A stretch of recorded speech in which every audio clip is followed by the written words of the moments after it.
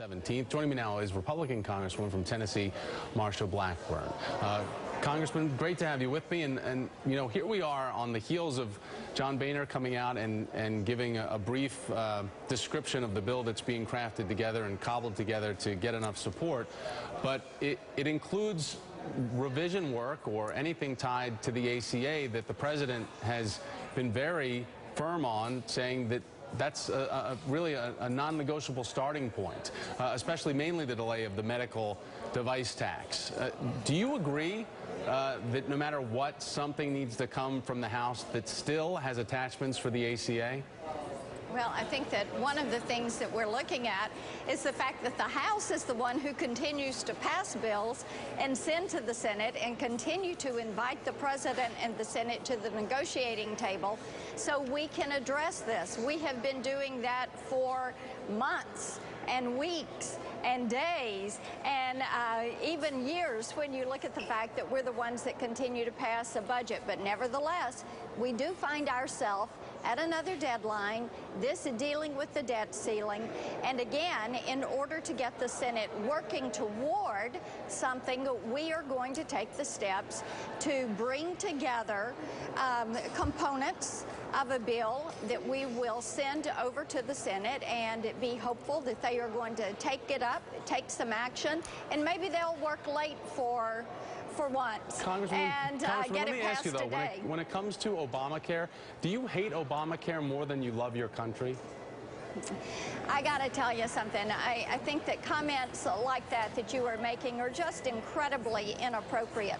What we have to realize is you don't think it's incredibly inappropriate to shut down our government and to take all the hostages of Americans that you've taken? No, it's not inappropriate because you've taken the government hostage through a shutdown, and all the American people, you're now walking them to a cliff, the economy, and you're going to push them over one by one based on the fact that you don't like the ACA.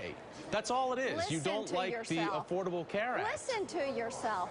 We didn't want a government shutdown. Just listen to the way you're sounding. My goodness.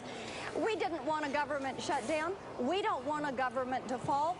Really? We in the House because are on August the continuing 6th to work. at the Economic Club of Nashville, on August the 6th at the Economic Club of Nashville, you said everything we can do, whether it's defunding, delaying, repealing, replacing, all of our energy needs to be in every one of these efforts. I applaud Ted Cruz for getting out there and bringing this to the forefront. Did you not say that?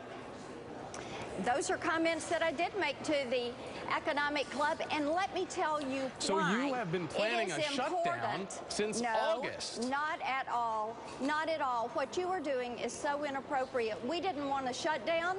What we want to do is solve problems, and that is what we're trying to do. But how can you say that you didn't want to shut down if you said that everything we can do, it's defunding, delaying, repealing, placing all of our energy needs to be in these efforts, and I applaud Ted Cruz. To a $2.6 trillion program. It is too expensive to afford. We know from history. You can look at what happened in Tennessee with TennCare, and you can look at how this affected our state. And by the way, it was a Democrat governor who had to come in and reshape that program. What we're saying is, let's learn from the mistakes of the past. Let's look at things that are lessons learned. But haven't you heard from Tennessee Senator Bob Corker calling this silly and self-defeating, all the effort that's being placed into the efforts to try to do something with Obamacare based on closing off the government and then trying to push us against the default? I got to tell you, it is not House Republicans that wanted a government shutdown. You know as well as I do that the President and Leader Reid are the ones that were pushing for a shutdown. Everybody is aware of that at this point in time.